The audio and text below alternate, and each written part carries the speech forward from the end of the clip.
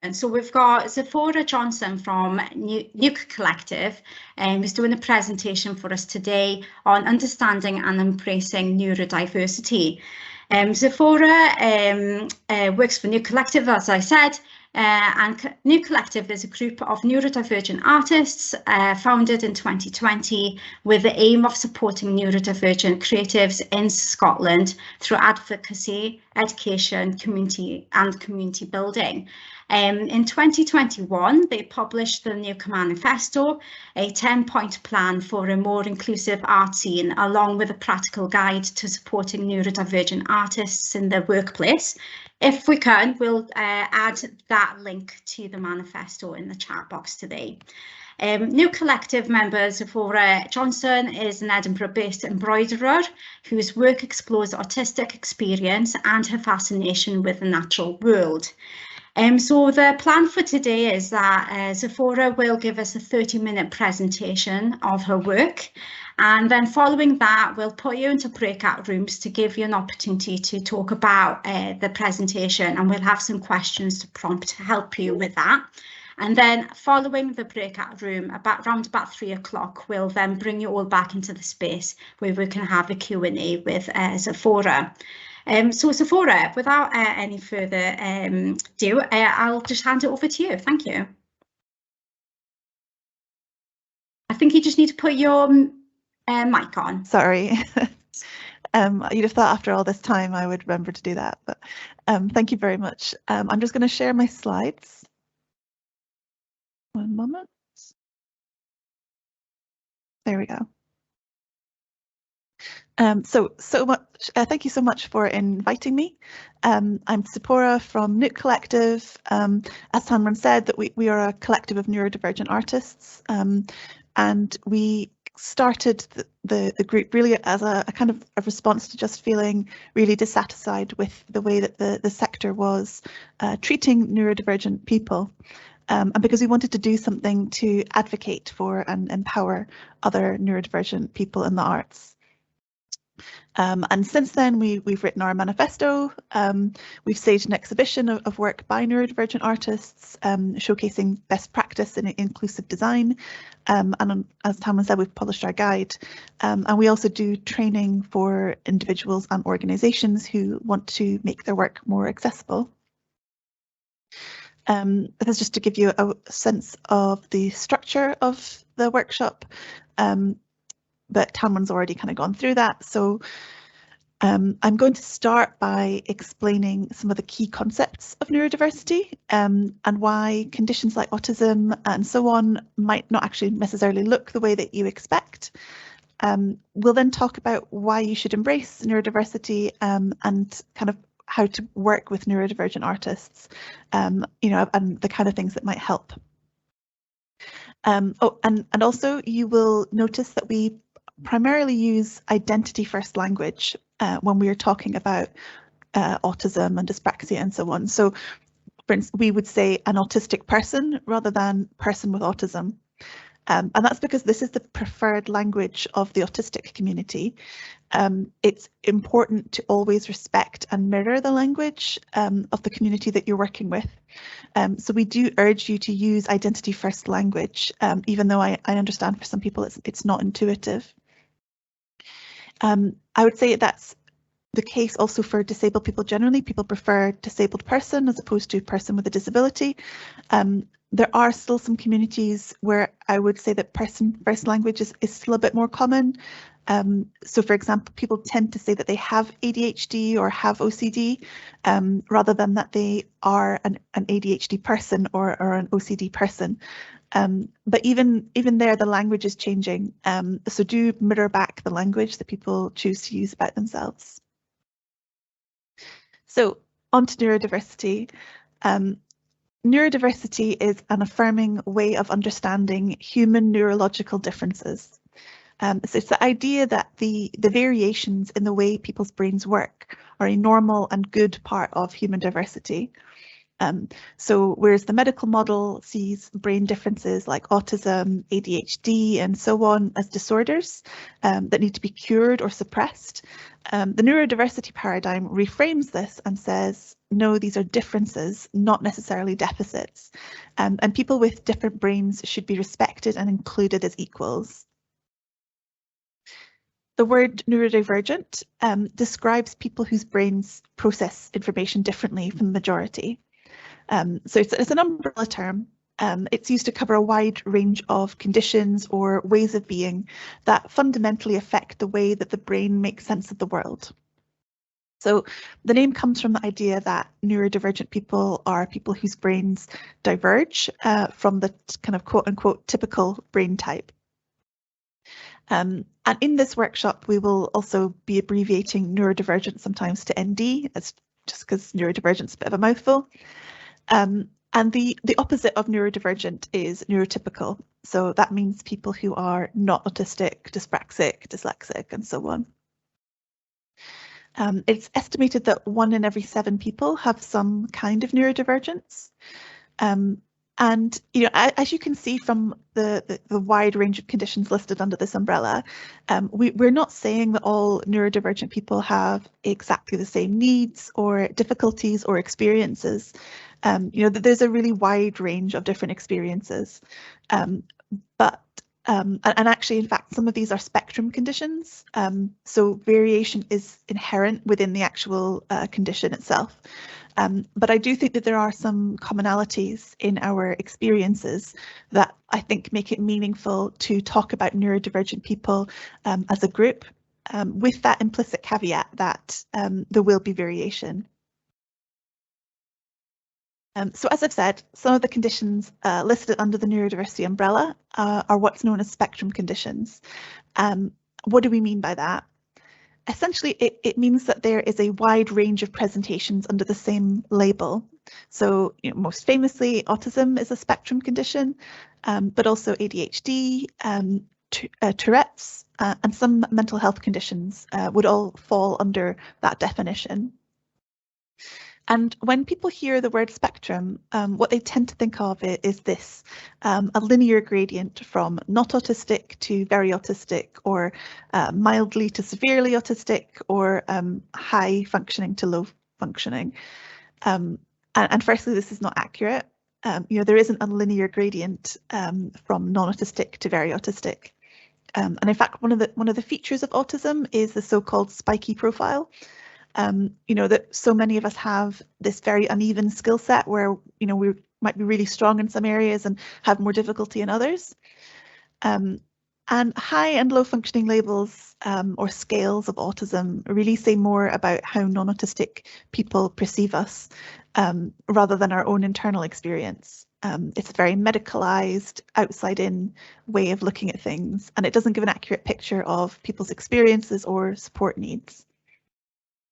I think it's also actively unhelpful because it adds to misunderstandings and to kind of people saying things like, oh, we're all on the spectrum, we're all a bit autistic, when no, we really aren't, and we experience people saying that as being quite dismissive. So it is more accurate and more helpful to think of the autism spectrum like this. A kind of colour wheel, a constellation of traits that someone might have more or less difficulty with or experience differently. So people might have difficulties in some areas, but be very strong in others. Each person's profile is going to be unique, even if there is overlap and commonality. So this is just an example of what someone's profile might look like. And if you have difficulties or differences in lots of these areas, you would probably be diagnosed as autistic. If you have difficulties or differences in only 1 or 2 areas, you probably wouldn't be diagnosed as autistic, but you might be with something else. So, for example, if you have major differences in your sensory processing, you might be diagnosed with sensory processing disorder. And even if 2 people ostensibly have difficulties or affinities in the same area, that might not manifest in the same way. So, for example, to stay with sensory processing, some autistic people are hyposensitive, meaning that they are under-responsive to sensory stimuli, and they might crave strong sensory experiences like loud noises or even self-harming behaviours. whereas other autistic people are hypersensitive, meaning that they are extremely sensitive to things like noise, lights, textures, and so on. And sensory stimuli that for other people might not even register can be exquisitely painful for us. And in both these cases, it's not that one person is more autistic or less autistic. They're both equally autistic, but that manifests in different ways. And the trouble with these functioning labels is that they end up becoming a kind of dead weight around people's necks. So if you are labelled as severely autistic, that becomes an excuse to deny you agency. And if you are labelled as mildly autistic or high functioning, that gets used to deny you support. So we would urge you not to kind of use these functioning labels in your work.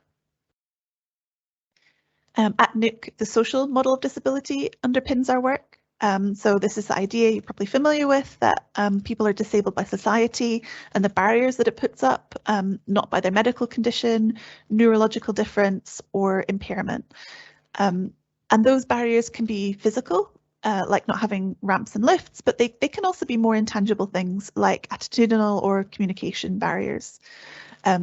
Basically, society is set up in a way that doesn't take us into account, and that is what is disabling.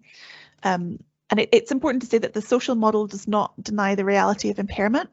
It just says that a lot of the difficulties we experience are actually due to the social consequences of having those impairments or differences in a society that doesn't accommodate them.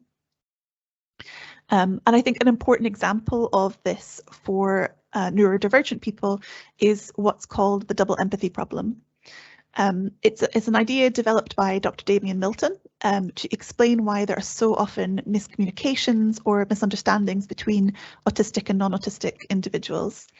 And I should say that his theory specifically addresses autism, but I think that there's a lot of relevance to other neurodivergent conditions.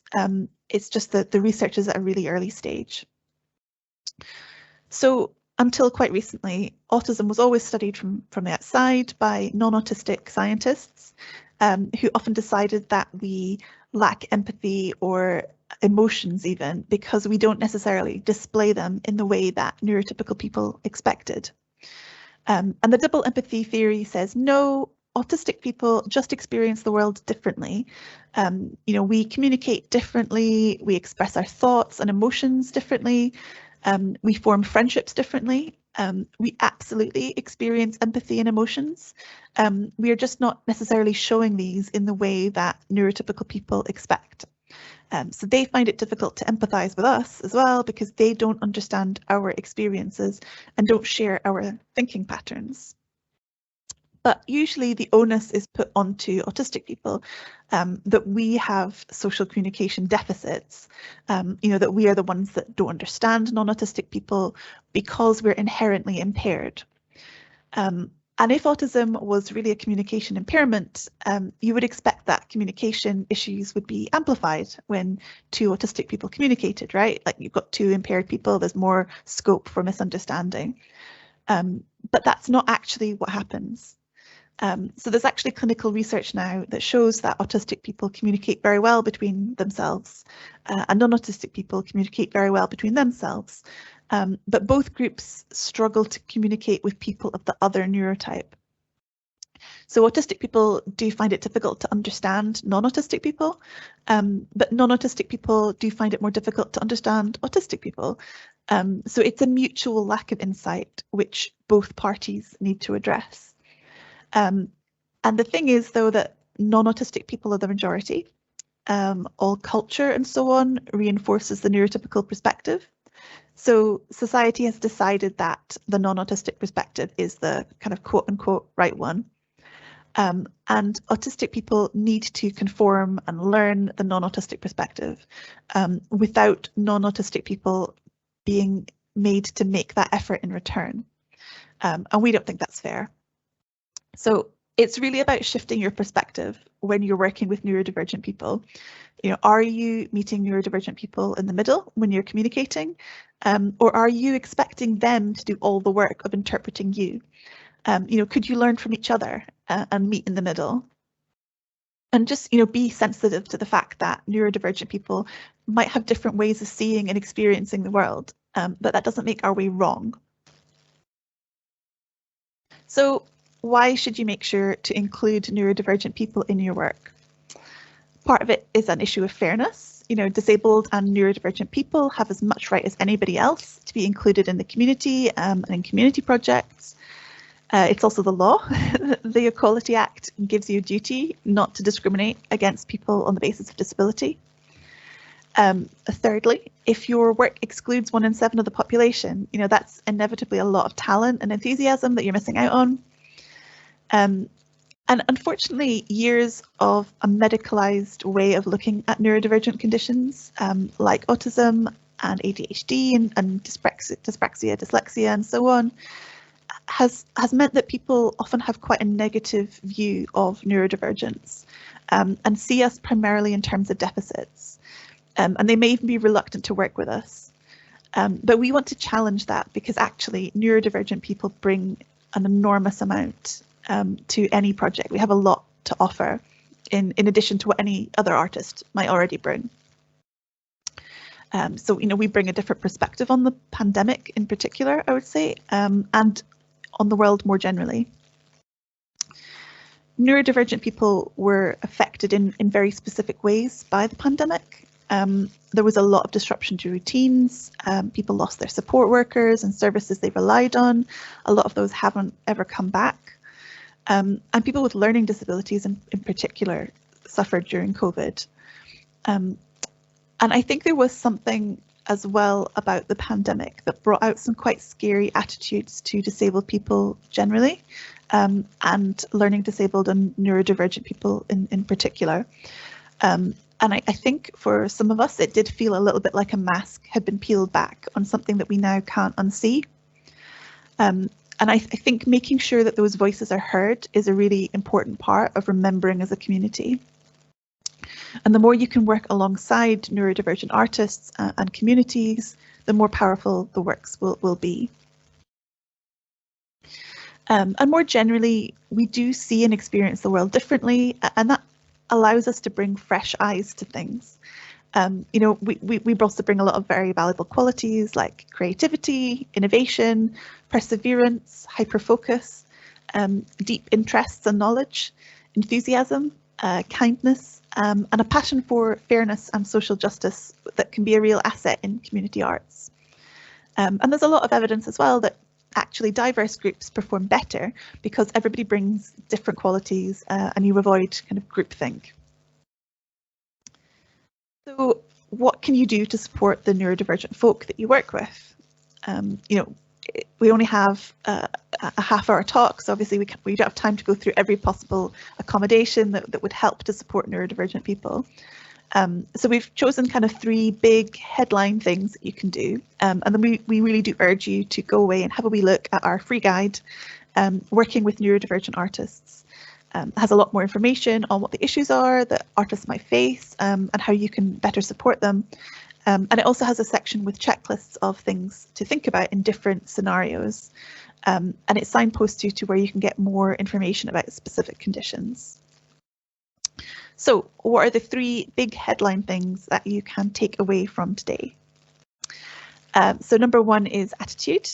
So that the kind of attitude that you encourage in your team makes a huge difference. Everything else will flow from that.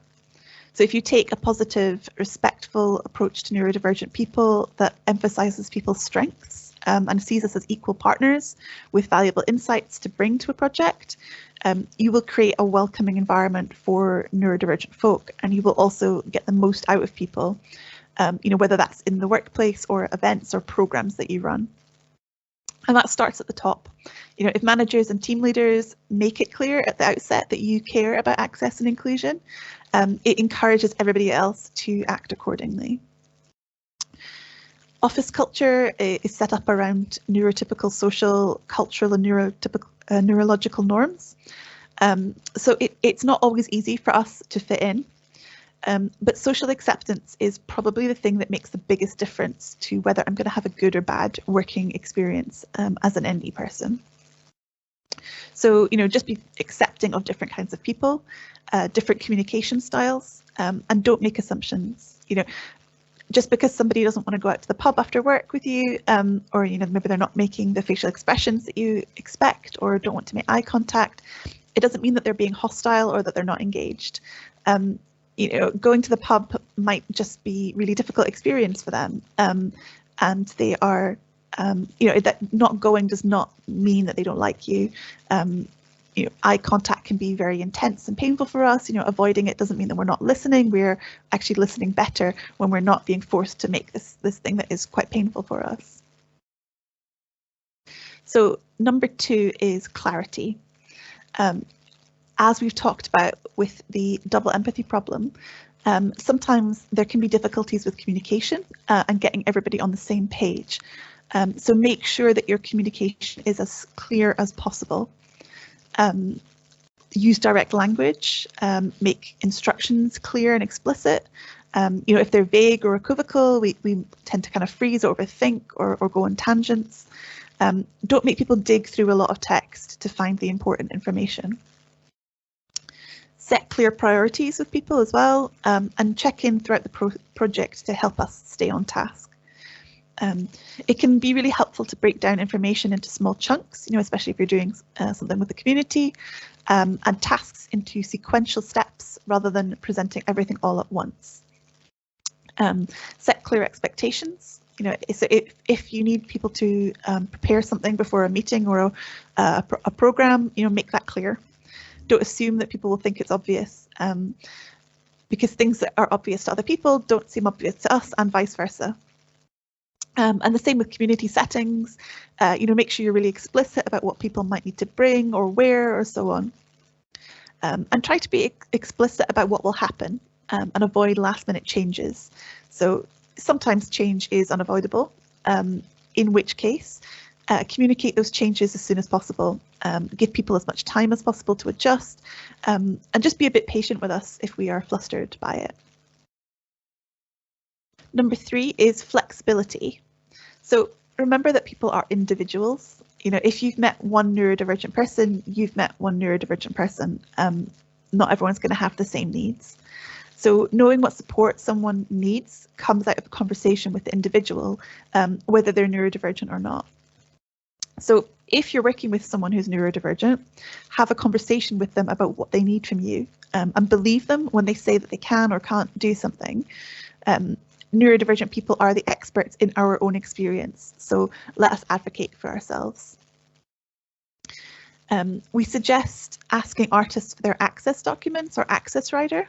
So this is a document that lists a person's access needs that they can give to an organisation they're working with.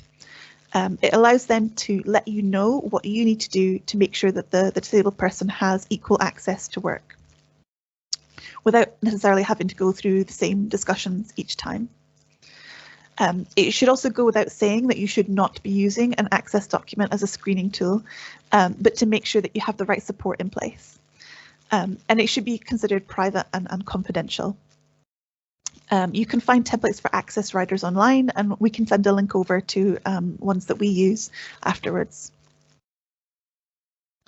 Some examples of adjustments that you could make for folk are things like environmental adjustments. So, for instance, dimming the lights or turning off background music if they're causing discomfort or distress. Letting people use noise cancelling headphones or other strategies to regulate their sensory input. In the workplace, people might be better off working in a private office or with soundproof screening around their desk. Inclusive communication. So making sure that accessible formats like audio, are dyslexia friendly are available. Dyslexia friendly formatting is things like a sans serif font with larger spacing between lines and words. Bright white as well can be quite dazzling. So you could either provide documents on coloured paper, or you can provide these coloured overlays that you can lay over white paper to make them easier to read.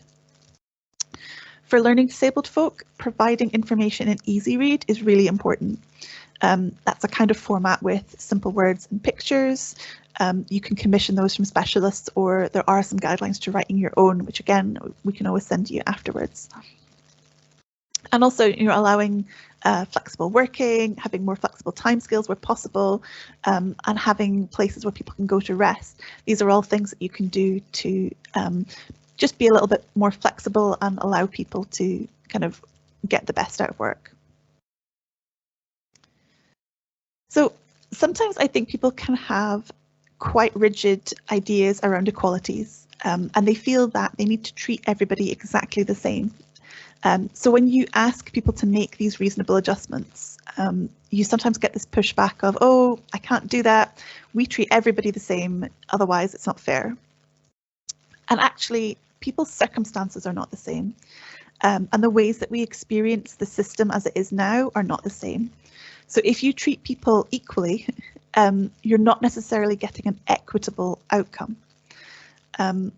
Don't be afraid to make accommodations for individuals or to do things for the benefit of neurodivergent people specifically. So for an example, if you're doing a call out and it involves interviewing, and if someone asks for interview questions in advance, sometimes people are reluctant because they feel that it gives an unfair advantage to the neurodivergent person. But actually, the way that interview systems have evolved over time already gives an advantage to a neurotypical or non-neurodivergent brain because it's been designed for that brain. A lot of neurodivergent experience is kind of just struggling through in a system that just wasn't made for the way that you think, the way that your brain works. And over time, that really adds up and puts you at a disadvantage.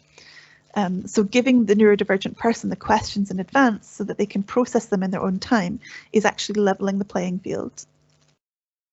Having said that, I really believe that lots of things that work better for neurodivergent people also work really well for lots of other folk. So if you take a positive, person-centered attitude, if you communicate clearly, if you are flexible, that also benefits other disabled people, people with caring responsibilities, older people, people who are time poor, people who speak English as a second language. So centering the needs of people with different kinds of brain actually opens things up for an enormous number of people. So that's been my talk. I think I'm just at the half two point. So let's take 15 minutes now to go into breakout rooms and chat about what we've talked about today. Please feel free to ask to talk about any aspect of the topic, but I have got a couple of question prompts in case that's helpful. So some things to think about are, have I learned anything new today? Is there anything I might do differently in my work or in my project now? And is there anything I want to learn more about? And then when we come back, if one person from each breakout room could feed back as well, then we can just have a group discussion. So I will hand it back over to Tan Nguyen. Hi, thanks for that, Tzipporah. That was fantastic. So